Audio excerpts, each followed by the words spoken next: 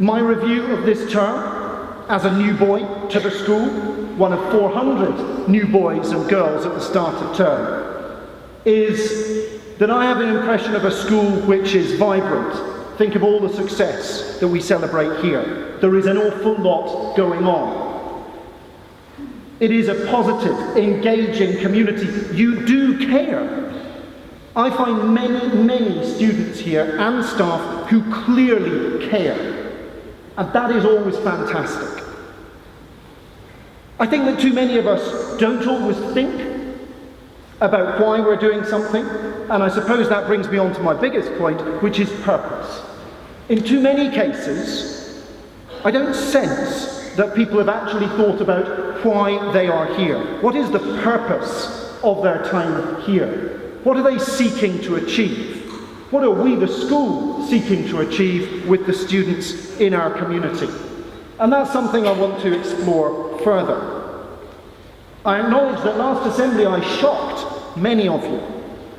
I make no apology for that. Maybe I even made people think. Maybe I even made some people change their behaviours. I believe it was a message worth giving. And you can never give a message worth giving without having a small element of shock in there. But my commitment to you about the next 5 minutes, it's Christmas. I promise that this story has a happy ending. I doubt there will be the same level of shock and concern as we had last assembly. So, relax. I'm going to tell you a story. Bizarrely, the Reverend Harbridge has already given me the start of the story. I was born as a child in a village in southwest Scotland. I wasn't the subject of that story, but I was born as a child in southwest Scotland in a village which had no street lighting. We would go every Christmas to Glasgow on the train to buy school uniform. It was about 80 miles. It took quite a long time on the train. We would go with our mother. 3 boys, I'm the youngest, and our mother. Now I wonder if you can associate with some of these emotions. There was the excitement of going to the city, going on a train as a family. There was the anticipation of what the shops would be like. And then, some of the adults might associate with this, there was the crushing disappointment of what Glasgow in the 1980s was actually like. There was the crushing disappointment of how boring buying school uniform actually is. There was very little of excitement in Glasgow, except for one thing, and I think my mother knew what she was doing here. She would force us, nicely, to engage with the tramps that inhabited the arches under Central Station in Glasgow. That was the start of our trip. We'd get a train early so that we could go and talk to the tramps. She would actually encourage us to dance with the tramps. Maybe as a result of that, I am one of the world's worst dancers. But that would be the start of our trip to Glasgow. I found it a bit weird, to be honest, as a child. I didn't really understand why we were being asked to do it, but I kind of went along with it because my mum asked me to do it. Our Christmases at home were similar. There were a series of people who would come and stay at Christmas time. I want to tell you about them, and there is a reason. I'm not just doing it to walk down memory lane. That's not really my style. Frequently we would have Mrs. Hood, I don't know what her first name was. Jean, I don't know what her second name was. Gibby, I don't know what his real name is. And Tim, I do know what his second name is, but I'm not going to tell you. Mrs. Hood was this distant figure. She wore purple velvet jackets, she smoked a lot, she had white hair, crusty face, and makeup that was smudged in the wrong directions around her lips and eyes. She liked to kiss us. She liked to come and hug small children. And I have a painful memory of that face coming in quite close and the overwhelming smell of perfume and cigarette smoke. I found that quite difficult. Jean was someone my mother had known since teenage years. She lived by herself, north of Glasgow. She was a music teacher. She liked to sing, pretty much wherever she was. She looked physically quite odd. She had one leg that didn't really work properly. And she also smelt a bit strange. Gibby was my great uncle. He lived in a caravan at the bottom of the village. He had been a coal miner as a young man. And in the second part of his working life, he had been a postal delivery worker. Only then, he had a 2-day shift. On the first day, he walked 23 miles through the hills, and on the second day, he walked 18 miles. He also smoked quite a lot. He had an unerring capacity to wake up in the middle of a game of Trivial Pursuit and answer everybody else's questions perfectly, and then go back to sleep when it was his own turn. And Tim was possibly the oddest of the lot. Tim had a beard that was unkempt, and he had a real passion for steamboats. All he would ever talk about was the paddle steamer, the Waverley. He was terminally boring. Their Christmas gifts that they gave us were as odd and boring as them. Routinely, the gifts were socks, used items from their kitchen, pieces of stationery that no longer worked, or things that they had been given some years ago and had no purpose for. Until I was 12 or 13, I really didn't enjoy my time. I did everything I could to get away from their company. I resented the gifts that they gave us, and I questioned why my parents had them in the house at this time when we were supposed to be having a happy family Christmas.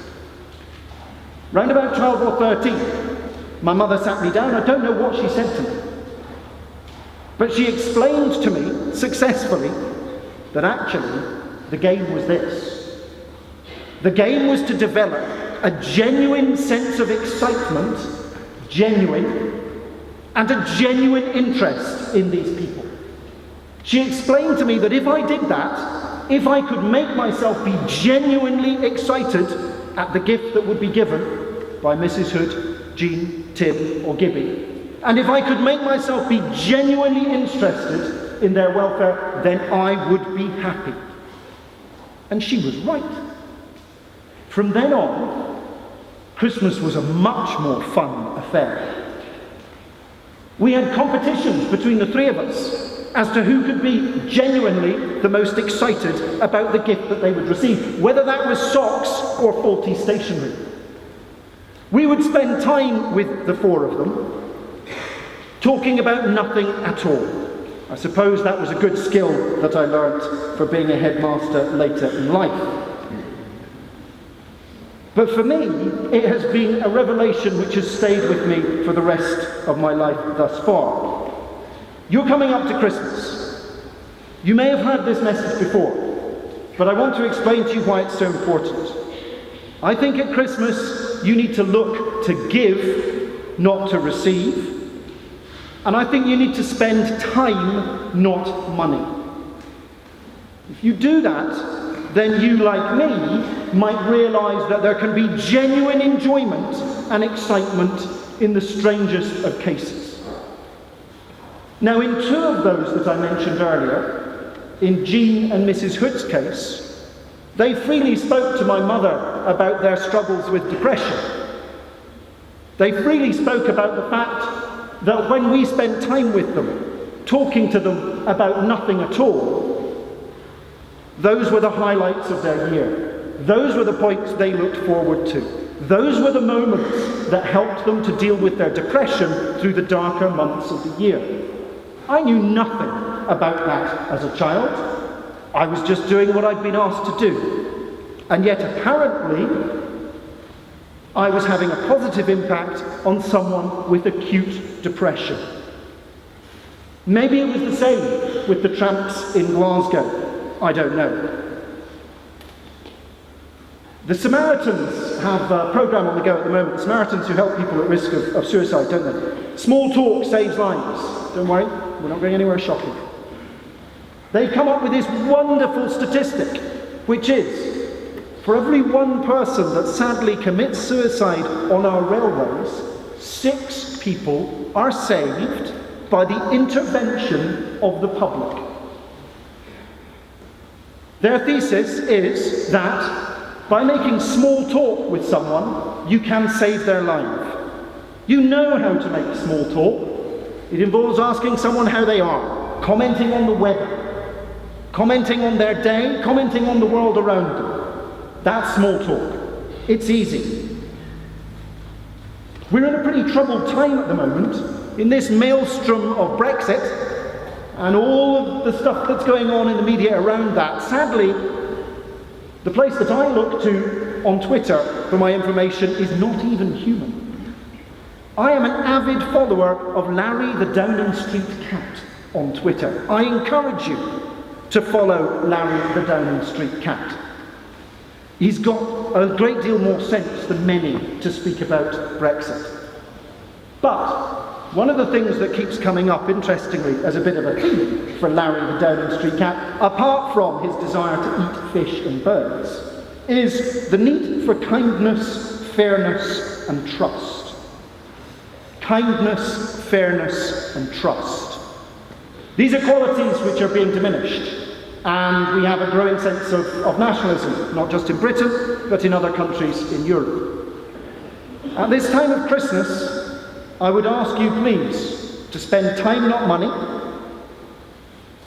to give and not to receive, and to remember that in small talk, you can save lives. There will no doubt be elderly members of your family who visit over Christmas. You may resent the presents that they give. You may resent the questions that they ask. But please, remember my experiences with Mrs. Hood, with Jean, with Gibby, and with Tim. You could provide that light to someone who is in darkness. You could provide that love, that happiness, that trust. I wish you a very happy Christmas. Please stand.